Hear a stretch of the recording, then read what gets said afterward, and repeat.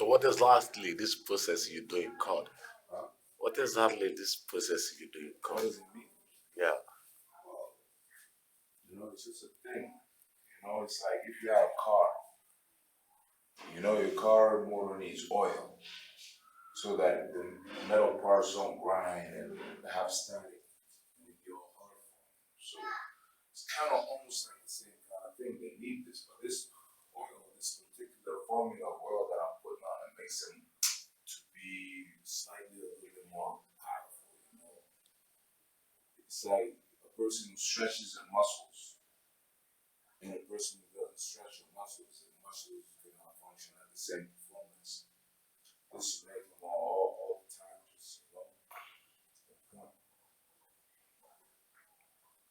So this one real nice fish. It's one of my very favorites. I've had it many years. But it's I'm saying it's done a lot of good things. And all these got the signature, what they do, how they work, what kind of works they do. Each one is different. It's not like they're all the same, they're all different. That's why I got a lot of them because they're not all the same. If they were the same, there wouldn't be any reason to have a lot of them. You can just have one male, one female, because in our philosophy, there's a male and the female. And in Western philosophy, sometimes they talk about God. God is a male thing. Here, you have male and female, because male is important and female is important. Like there's a male, there's a female. Everybody knows that. So you need something to happen for a female. How you gonna make that happen with a fetishist male? You need something to happen for a male. How you gonna have to make that happen with something that's female? So you always need male and female. It's like these ones right here. They're attached to each other. That's male, that's female. You always gotta have the two. And some of them here are exclusively male, some of them are exclusively female. But these ones are the same kind of things, except one's male, one's female.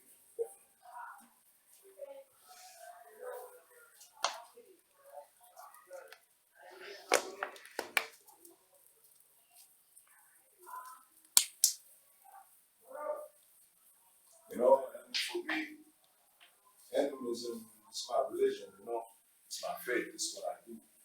I don't pray to a Muslim God or anything, but this is what I do, this is my faith. And I heard you make a divination, is that true? Divination? Yep. Yeah, for sure. Divination is a part of the work we do. Divination is a part of our everyday work. When you wake up in the morning, you do divination, you see how the day's gonna go, what you're gonna encounter in that day exactly, how it needs to be met, what sacrifice you need to make in case it's bad, so that it won't be so bad, or in case it's good, so that it be real good.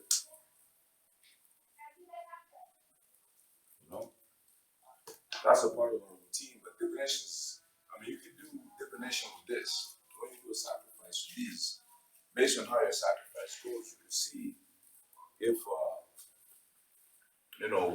what some things are gonna happen. But these ones right here, it's not.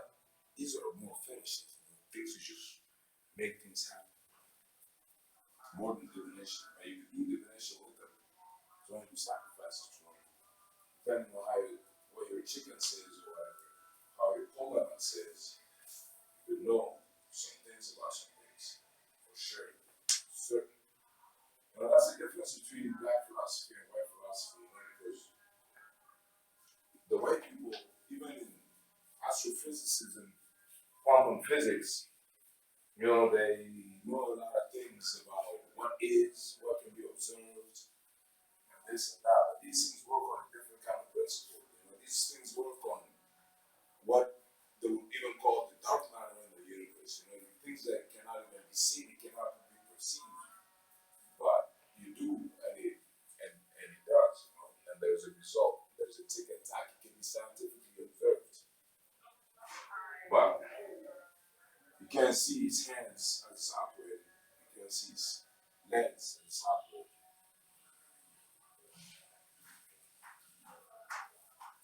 Nothing like that. You know what I'm saying?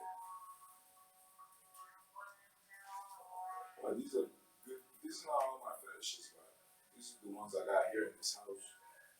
Got a few houses here in Waraba. Thank God today, you know, we're doing okay, man. It's my house. It's my crib.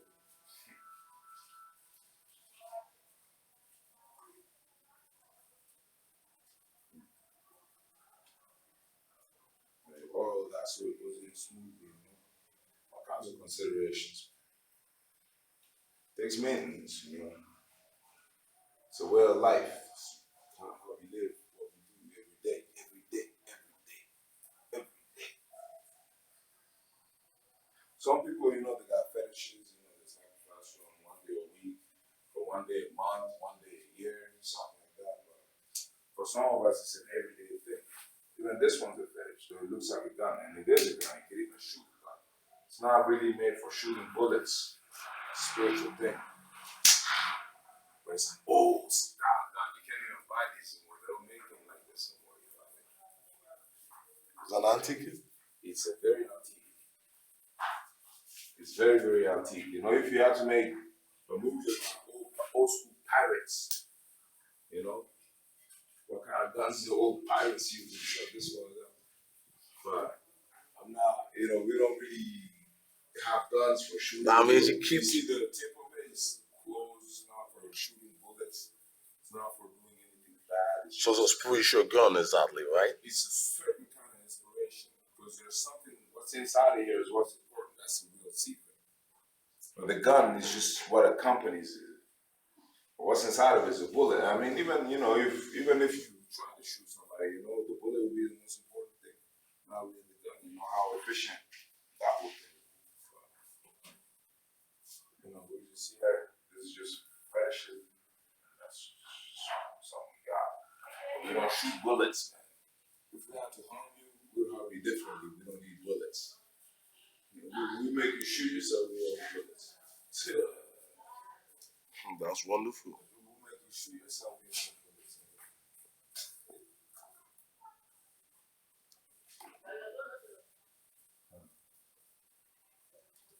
You see, this is you know,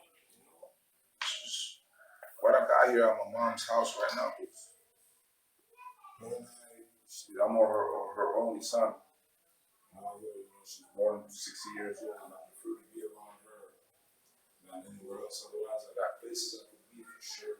I got my left room, you know. I'm a smart kid. I'm intelligent. But this kind of age for my mom, I like to be close. But she's a single mother, so I'm her only son. I look out for her. So these ones, it's a male, that's a female. Before I get to that, I'll get to this first. This fetish is pretty much the same as this one, but they got different. This one's metal, this one's a certain kind of tree. They're a little different. Similar, and they're different. They're similar, but they're different. Because of the metal property and the tree property, you know. But you know, I'm an animist, this is what I do. I got fetishes, I do divination. But you know, maybe we could film some divination things somewhere down the line after this. Do some divination and see if it happens. Make commentaries before, after, whatnot, so people know exactly what is what.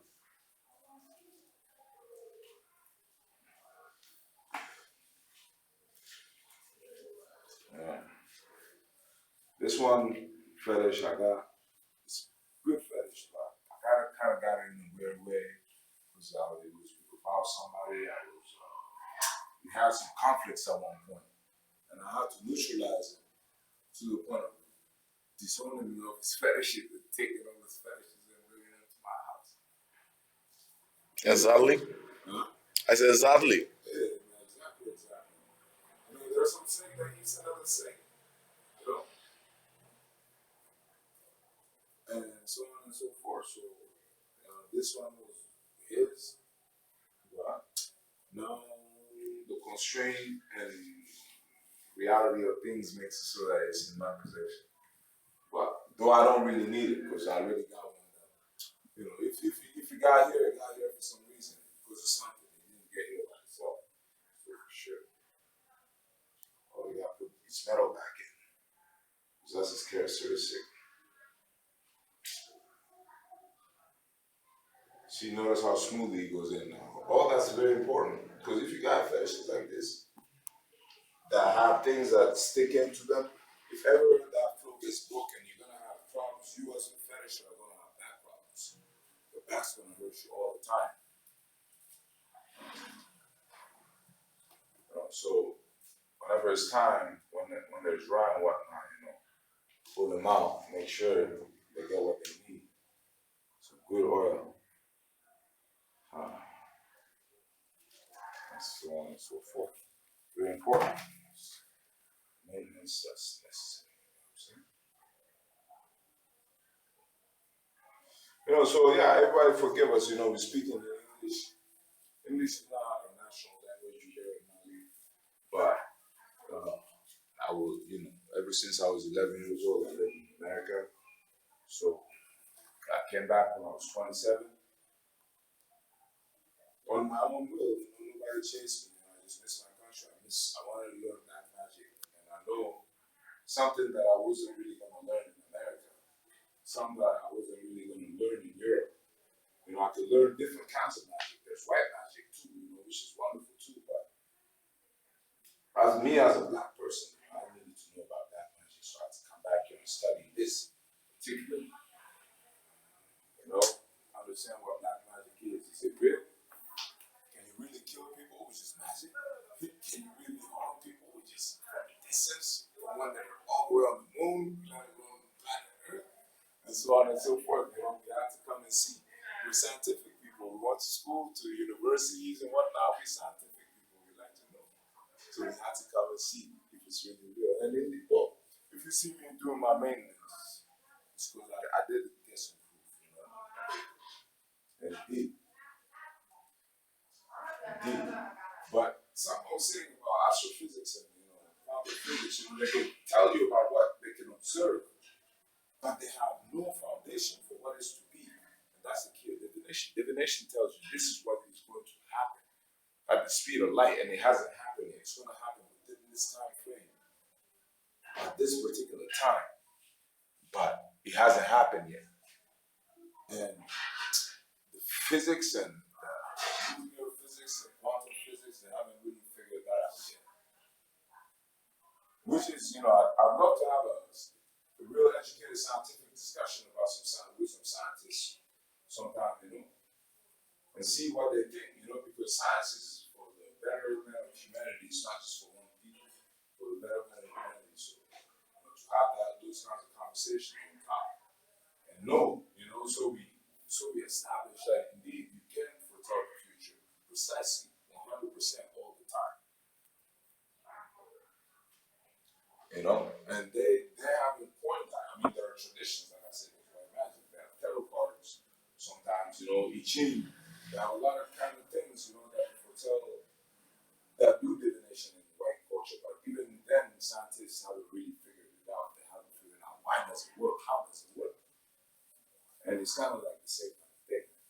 It's still this kind of same kind of thing. They don't know how it works, why it works. Some people don't understand why I'm sitting here doing all this maintenance with these fetishes. But I do because they do wonderful amounts of good for me. Man. Get them on the front side, get them on the back side, on all sides.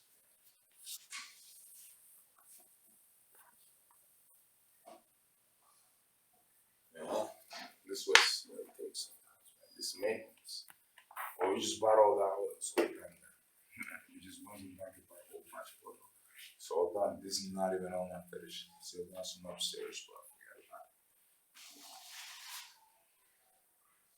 it. But look how, look how shiny they are. Look Look how wonderful and brilliant they look now.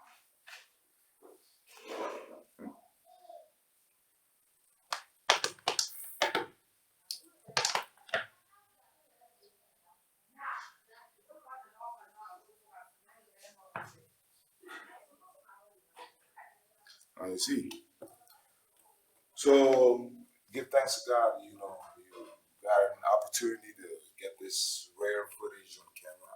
But yeah, it's for the scientific thing. It's not a superstitious thing. It's not a superstitious thing. It's a scientific thing. It's not a maybe. It's a what is. Very scientific. But hello world, and maybe with some of y'all, maybe we'll get chances to have dialogues and conversations about things like this. This is what I love. This is what I love in my heart, mind, and soul.